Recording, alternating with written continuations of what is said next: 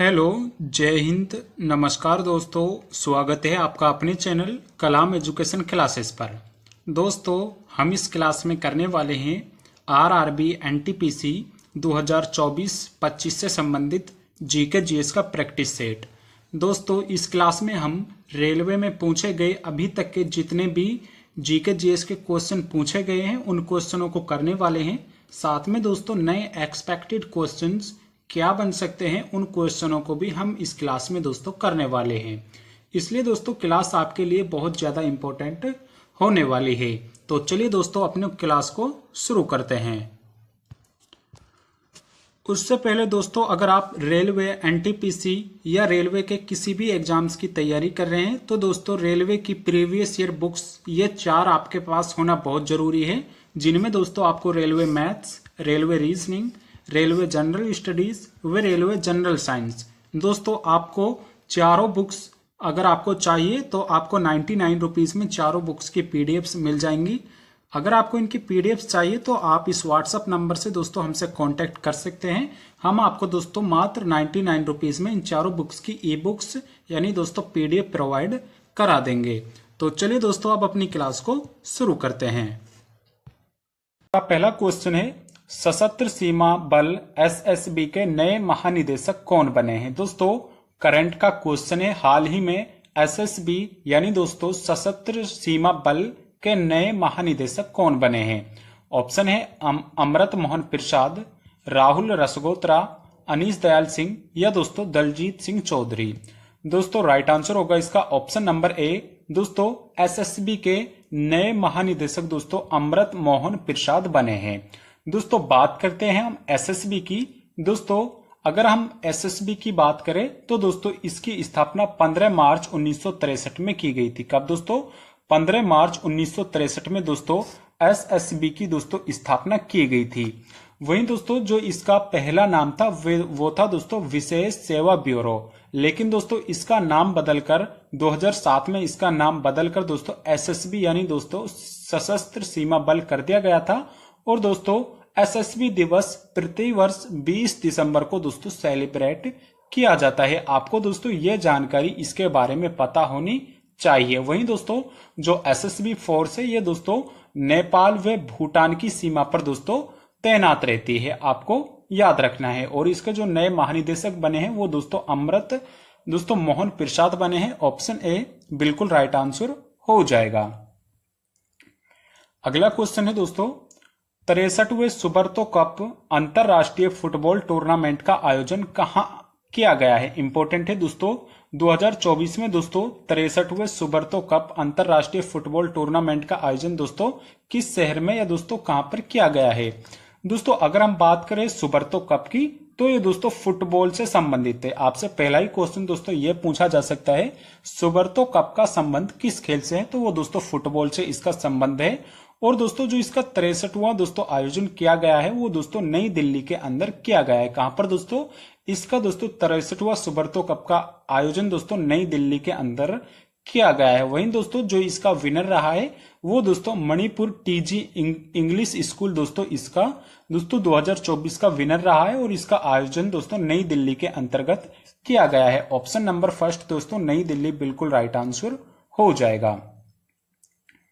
अगला क्वेश्चन है दोस्तों, किस गवर्नर जनरल ने एक कूट का निर्माण किया था जिसे न्यायिक प्रशासन से राजस्व प्रशासन के पृथक्करण के लिए दोस्तों प्रदान किया गया था। दोस्तों इंपॉर्टेंट क्वेश्चन है, किस गवर्नर जनरल ने एक कूट निर्माण किया था जिसे दोस्तों न्यायिक प्रशासन या दोस्तों इसी को हम दोस्तों स्थायी बंदोबस्त के नाम से जानते हैं या दोस्तों इसी को भू राजस्व व्यवस्था भी दोस्तों कहा जाता है।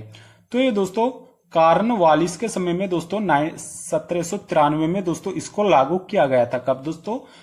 1793 में दोस्तों इसको दोस्तों लागू किया गया था। वहीं दोस्तों कॉर्नवालिस को ही दोस्तों भारत में दोस्तों सिविल सेवा का जनक कहा जाता है। किसका दोस्तों? भारत में पुलिस का जनक दोस्तों कॉर्नवालिस को ही माना जाता है। साथ में दोस्तों सिविल सेवा का जनक दोस्तों कॉर्नवालिस को ही माना जाता है। इसका कार्यकाल दोस्तों 1786 से लेकर दोस्तों 1793 तक रहा था। कब से दोस्तों? 1786 से लेकर 1793 तक कॉर्नवालिस का दोस्तों शासन काल यहाँ पर रहा था। लेकिन दोस्तों 1805 में फिर से दोस्तों इसको दोस्तों बंगाल का गवर्नर जनरल बनाया गया था। हमारा ऑप्शन नंबर सेकंड कॉर्नवालिस बिल्कुल राइट आंसर हो जाएगा। अगला क्वेश्चन है, परिवार नियोजन कार्यक्रम का कार्यान्वयन निम्नलिखित में से किस भारतीय पंचवर्षीय योजना के प्रमुख लक्ष्यों में से एक था? दोस्तों इंपॉर्टेंट क्वेश्चन, आप इसको मान लीजिए दोस्तों, वेरी वेरी इंपॉर्टेंट कैटेगरी के क्वेश्चनों में आप इस क्वेश्चन को दोस्तों रख लीजिए। दोस्तों अगर हम बात करें दोस्तों परिवार नियोजन की, तो दोस्तों परिवार नियोजन दोस्तों ये प्रारंभ दोस्तों 1952 में किया गया था। कब दोस्तों? इसका जो प्रारंभ किया गया था वो 1952 में किया गया था। लेकिन दोस्तों अगर आपसे पूछता है कौन सी पंचवर्षीय योजना का उद्देश्य दोस्तों परिवार नियोजन कार्यक्रम रखा गया था, तो वो दोस्तों चौथी पंचवर्षीय योजना को दोस्तों रखा गया था। और जो इसका दोस्तों यहाँ पर जो उद्देश्य था चौथी पंचवर्षीय योजना का वो था दोस्तों स्थिरता के साथ विकास व दोस्तों आत्मनिर्भरता। वहीं दोस्तों इसके दो यहाँ पर उद्देश्य रखा गया था। एक था दोस्तों परिवार नियोजन कार्यक्रम व दोस्तों सेकंड था इसका स्थिरता के साथ विकास के साथ दोस्तों आत्मनिर्भरता। वहीं दोस्तों चौथी पंचवर्षीय योजना का अगर हम कार्यकाल की बात करें तो दोस्तों 1969 से लेकर दोस्तों 1974 तक दोस्तों इसका कार्यकाल रहा था। वहीं दोस्तों 1969 में दोस्तों इसी समय दोस्तों चौथी पंचवर्षीय योजना के समय ही दोस्तों इंदिरा गांधी ने 14 बैंकों का राष्ट्रीयकरण किया था। दोस्तों 1969 यानी दोस्तों 1969 में दोस्तों चौथी पंचवर्षीय योजना के समय ही दोस्तों 14 बैंकों का दोस्तों राष्ट्रीयकरण किया गया था। इंपॉर्टेंट है दोस्तों। चलिए अगले प्रश्न की ओर बढ़ते हैं। अगला क्वेश्चन है और इंपॉर्टेंट क्वेश्चन है दोस्तों, भारतीय संविधान के निम्नलिखित में से किस अनुच्छेद का उल्लेख समानता के अधिकार के अंतर्गत किया गया है? इंपॉर्टेंट है दोस्तों। इनमें से दोस्तों किस अनुच्छेद का उल्लेख समानता के अधिकार के अंतर्गत किया गया है? ऑप्शन है जीवन और व्यक्तिगत स्वतंत्रता की सुरक्षा, या दोस्तों शिक्षा का अधिकार, धार्मिक मामलों का प्रबंधन करने की स्वतंत्रता, या दोस्तों उपाधियों का उन्मूलन। दोस्तों अगर हम बात करें जीवन और व्यक्तिगत स्वतंत्रता का अधिकार, तो ये दोस्तों आर्टिकल 21 में दिया गया है। किसमें दोस्तों? आर्टिकल 21 में दोस्तों जीवन और व्यक्तिगत स्वतंत्रता की सुरक्षा का प्रावधान किया गया है। वहीं दोस्तों अगर हम शिक्षा के अधिकार की बात करें तो दोस्तों आर्टिकल 21A में दोस्तों इसको रखा गया है। साथ में दोस्तों इसको 86वें संविधान संशोधन कर दोस्तों 2002 में जोड़ा गया था। वहीं दोस्तों अगर हम बात करें धार्मिक मामलों का प्रबंधन की स्वतंत्रता, तो दोस्तों इसका जो यहाँ पर प्रावधान किया गया है वो दोस्तों आर्टिकल 26 में किया गया है। लेकिन दोस्तों अगर हम बात करें उपाधियों के उन्मूलन की, तो ये दोस्तों यहाँ पर दोस्तों समानता के अधिकार के अंतर्गत है, यानी दोस्तों आर्टिकल 18 में इसको रखा गया है।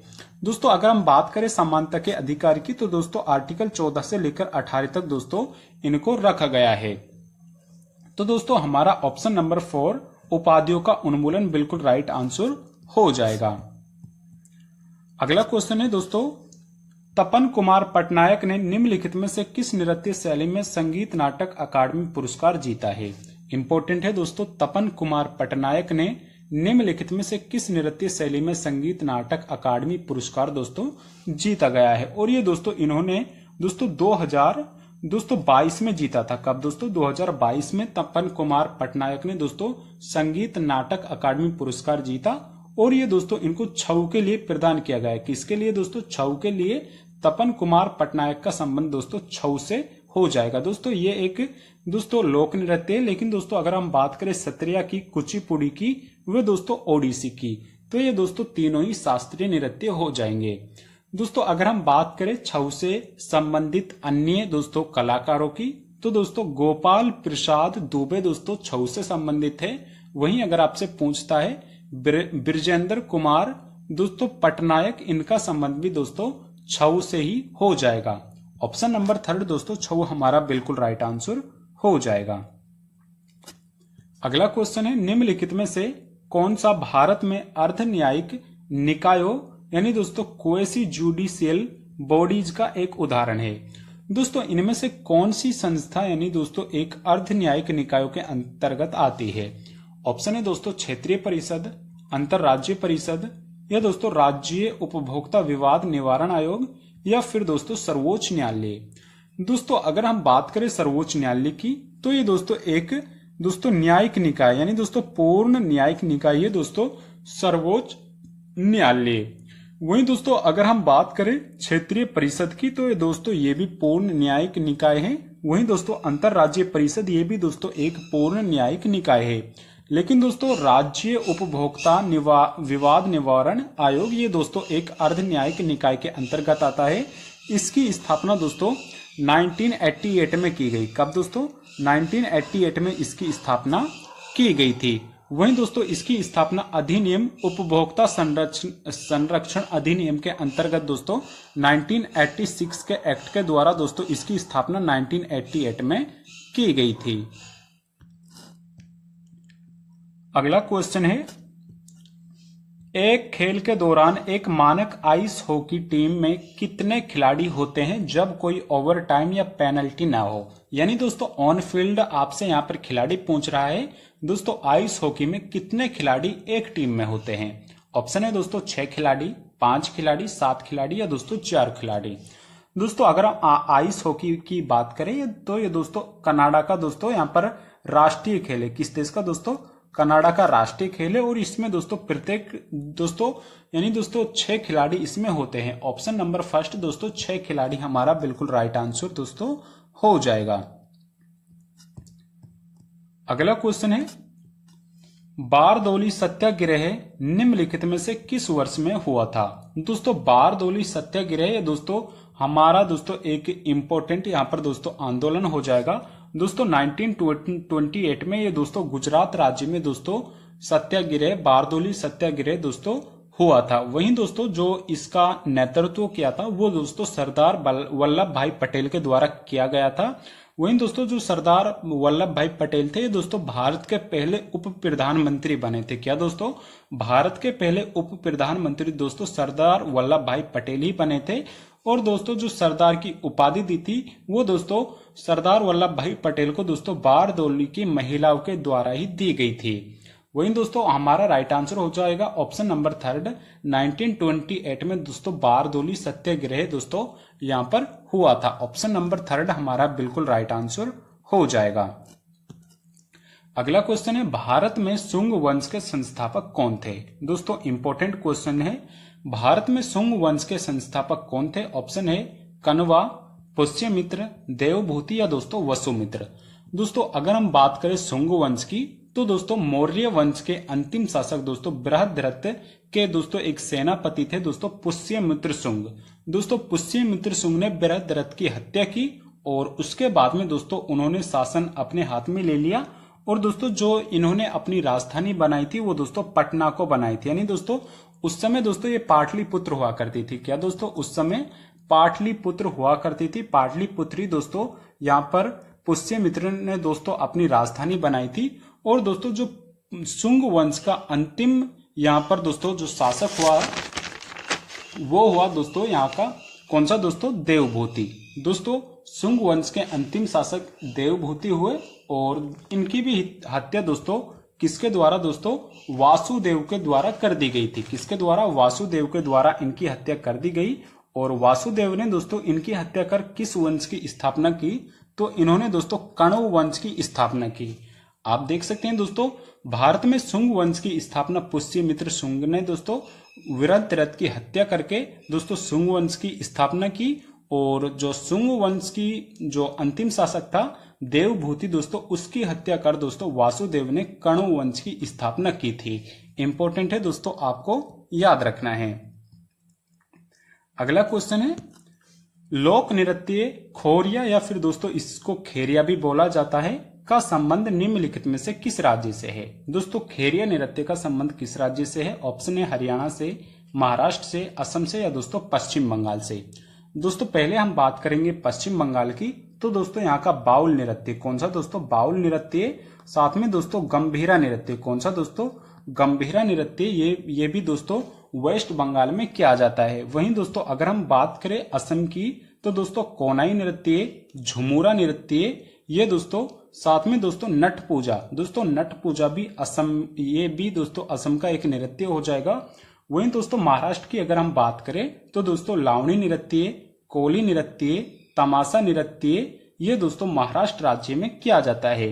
वहीं दोस्तों राइट आंसर हो जाएगा हमारा ऑप्शन नंबर फर्स्ट, हरियाणा। दोस्तों खोरिया नृत्य का संबंध हरियाणा राज्य से हो जाएगा।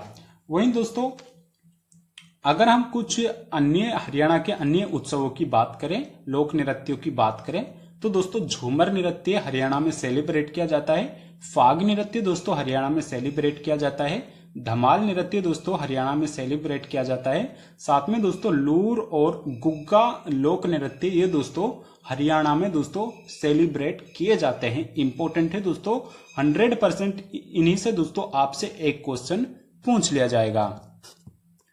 अगला क्वेश्चन है, निम्नलिखित में से किस खेल में बेस्ट स्ट्रोक को एक तकनीक के रूप में पेश किया जाता है? आपसे दोस्तों डायरेक्ट पूछ रहा है बेस्ट स्ट्रोक शब्द का संबंध किस खेल से, यानी दोस्तों शब्दावली आपसे पूछी गई है। लगभग दोस्तों बेस्ट स्ट्रोक ये दोस्तों 8 से 10 एग्जामों में दोस्तों पूछा जा चुका है, इसलिए दोस्तों इंपॉर्टेंट हो जाता है। ऑप्शन है दोस्तों तैराकी से संबंधित है, शूटिंग से, घुड़सवारी से, या दोस्तों पूल से। दोस्तों बेस्ट स्ट्रोक शब्द दोस्तों तैराकी से संबंधित है। किससे दोस्तों? ऑप्शन नंबर फर्स्ट स्विमिंग हमारा बिल्कुल राइट आंसर हो जाएगा। अगला क्वेश्चन है, समाज सुधारक राजा राम मोहन राय भारत में किस सामाजिक धार्मिक सुधार आंदोलन से संबंधित हैं? इंपॉर्टेंट है दोस्तों, भारत में राजा राम मोहन राय किस सामाजिक धार्मिक सुधार आंदोलन से दोस्तों संबंधित है? वहीं दोस्तों अगर हम बात करें आर्य समाज की, तो इसकी स्थापना 1875 में दोस्तों स्वामी दयानंद सरस्वती के द्वारा की गई थी। वहीं दोस्तों अगर हम बात करते हैं दोस्तों यहाँ पर स्वामी नारायण आंदोलन की, तो दोस्तों जो स्वामी नारायण आंदोलन था, इसकी स्थापना दोस्तों 1801 में दोस्तों सहजानंद सरस्वती के द्वारा की गई। वहीं दोस्तों जो अगर हम थियोसॉफिकल सोसाइटी की बात करें, तो इसकी स्थापना दोस्तों 1884 में दोस्तों मैडम बिलावस्की व दोस्तों कर्नल अर्लकाट के द्वारा दोस्तों की गई थी। वहीं दोस्तों अगर हम दोस्तों हमारा राइट आंसर हो जाएगा ब्रह्म समाज। इसकी स्थापना दोस्तों ब्रह्म समाज की अगर हम बात करें, तो इसकी स्थापना दोस्तों 1828 में दोस्तों राजा राम मोहन राय के द्वारा दोस्तों कलकत्ता में की गई थी। कहां पर दोस्तों? कलकत्ता में इसकी स्थापना दोस्तों राजा राम मोहन राय के द्वारा दोस्तों 1828 में की गई थी, और यही हमारा दोस्तों बिल्कुल राइट आंसर हो जाएगा। अगला क्वेश्चन है, कौन सी शास्त्रीय नर्तकी शास्त्रीय नृत्य के क्षेत्र में अपने योगदान के लिए पद्म भूषण 1992 में प्राप्त करने वाली सबसे कम उम्र की नर्तकियों में से एक है? इंपॉर्टेंट है दोस्तों, अक्सर क्वेश्चन आपसे पूछा जाता है। 1992 में दोस्तों पद्म भूषण से सम्मानित भारत की पहली कौन सी शास्त्रीय नर्तकी बनी है?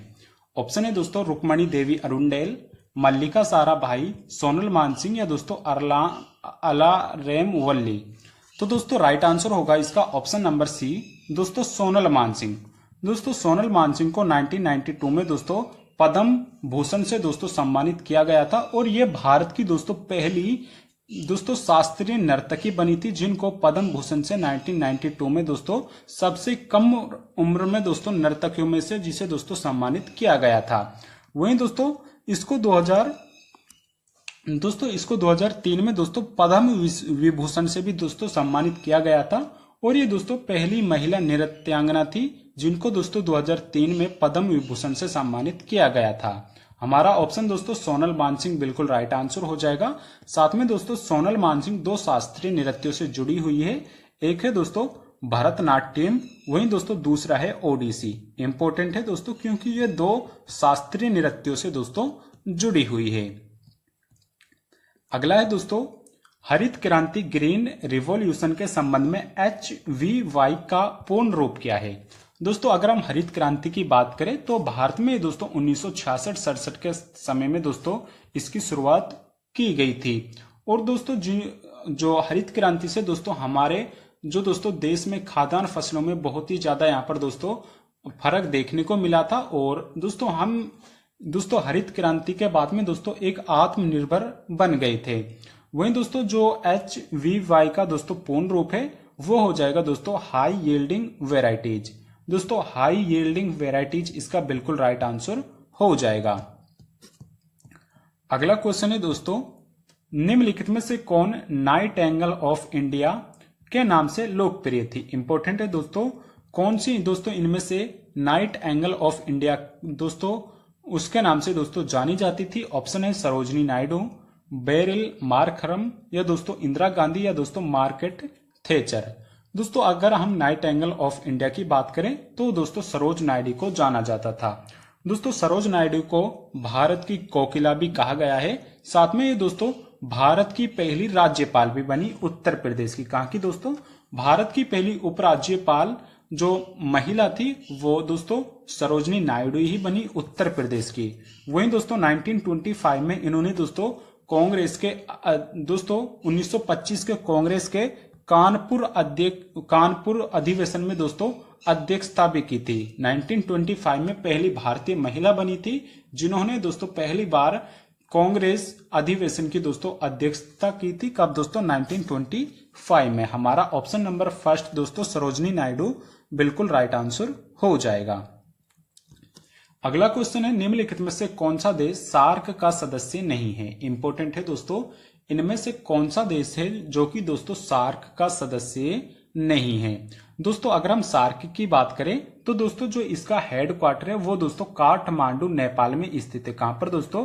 काठमांडू नेपाल में इसका दोस्तों मुख्यालय स्थित है। और जो दोस्तों इसकी स्थापना की गई थी वो दोस्तों इसकी स्थापना 18 दिसंबर 1985 में की गई। कब दोस्तों? 18 दिसंबर 1985 में इसकी स्थापना की गई थी। और दोस्तों जो इनमें जो सम्मिलित देश है वो दोस्तों कुल 8 देश है, लेकिन दोस्तों इनमें से चीन इनमें से एक नहीं है, जबकि नेपाल है, भूटान है, बांग्लादेश है, ये दोस्तों इनसे जुड़े हुए। लेकिन दोस्तों चीन हमारा बिल्कुल ही दोस्तों गलत हो जाएगा और यही दोस्तों हमारे प्रश्न का दोस्तों राइट आंसर हो जाएगा। अगला क्वेश्चन है दोस्तों, गन्ने से चीनी बनाने की गतिविधि किस क्षेत्र की आर्थिक गतिविधि के अंतर्गत आती है? दोस्तों ऑप्शन है द्वितीय क्षेत्रक, चतुर्थ क्षेत्रक, तृतीय क्षेत्रक, या दोस्तों प्राथमिक क्षेत्रक। दोस्तों अगर हम बात करें प्राथमिक क्षेत्रक की तो दोस्तों इसके अंदर दोस्तों कृषि आ जाएगी। साथ में दोस्तों जो प्राकृतिक यहाँ पर दोस्तों प्राकृतिक रूप से यहाँ पर होते हैं वो दोस्तों प्राथमिक क्षेत्र के अंतर्गत आ जाएगा। वहीं दोस्तों गन्ने से चीनी बनना, साथ में दोस्तों कपास से दोस्तों कपड़ा बनना, गन्ने से दोस्तों चीनी बनना, गेहूं से दोस्तों ब्रेड बनना, ये दोस्तों द्वितीय क्षेत्र के अंतर्गत आते हैं, यानी दोस्तों मैन्युफैक्चरिंग सेक्टर के अंतर्गत ये आती है। और ऑप्शन नंबर थर्ड हमारा दोस्तों बिल्कुल राइट आंसर हो जाएगा। दोस्तों आज की हमारी क्लास का अंतिम क्वेश्चन है, कृष्ण राव शंकर पंडित वे दोस्तों राजा भैया पूंछ वाले का संबंध किस घराने से है? दोस्तों आपको इसका आंसर कमेंट बॉक्स में करके बताना है इसका राइट आंसर क्या होने वाला है। वहीं दोस्तों अगर आपको क्लास पसंद आई है तो दोस्तों इसको एक लाइक जरूर करिएगा। वह दोस्तों चैनल पर नए हैं तो इसको एक सब्सक्राइब भी जरूर कर लीजिएगा। धन्यवाद।